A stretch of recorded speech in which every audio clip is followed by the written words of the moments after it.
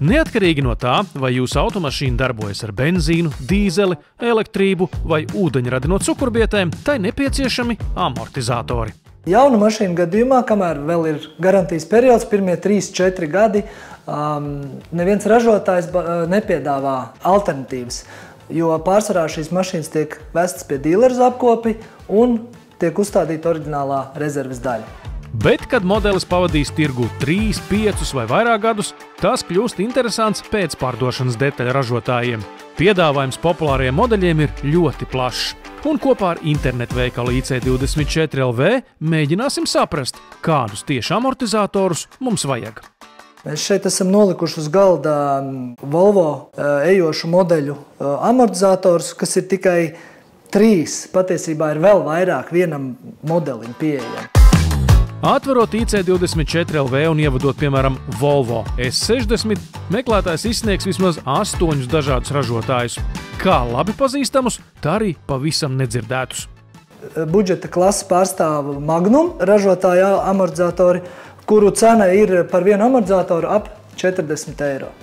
Vidējā cenu kategorijā gan jau parādās zīmoli, kuru nosaukumi saistās ar amortizatoriem vai vismaz automašīnu ritošo daļu, bet cena ir 1,5 reizi augstāka.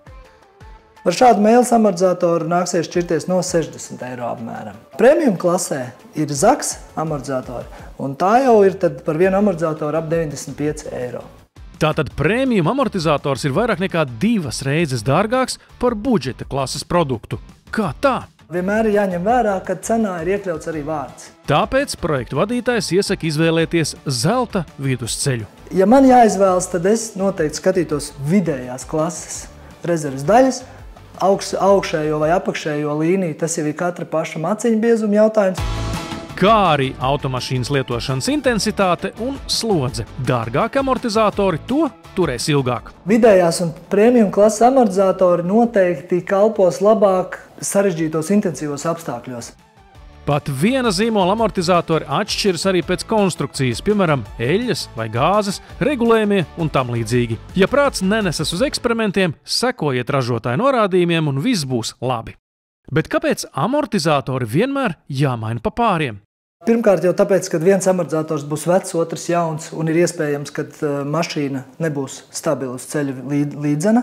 Otrakārt, pēcpārdošanas detaļas tiek nemitīgi optimizētas. Pēc dažiem gadiem tas pats amortizators var atšķirties, ir kaut kādi uzlabojumi jau tehnoloģijās, un tas var būt jau pilnīgi cits amortizators.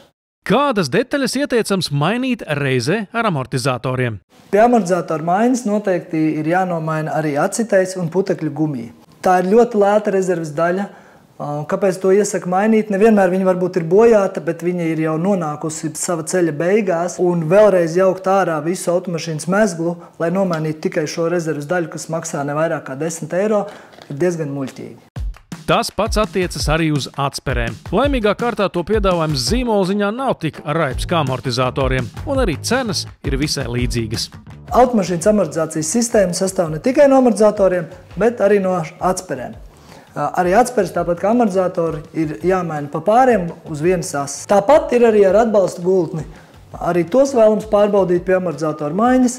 Nevienmēr viņi būs uzreiz jāmaina, bet ja jāmaina, tad tāpat kā amortizators pa pāriem uz vienas ases. Kā zināt, ka amortizators ir bojāts un jāmaina? Varam, protams, izmantot centāvu metodas, paspiest uz spārna vai aplūkot, meklēt plaisas redzamas, bet tā neviens mūsdienās nedara. Visprecīzāk to spēs noteikt tam paredzēts iekārtas, kas ir amortizatora stends, kas jau ir mūsdienās katrā sevis cienošā servisā.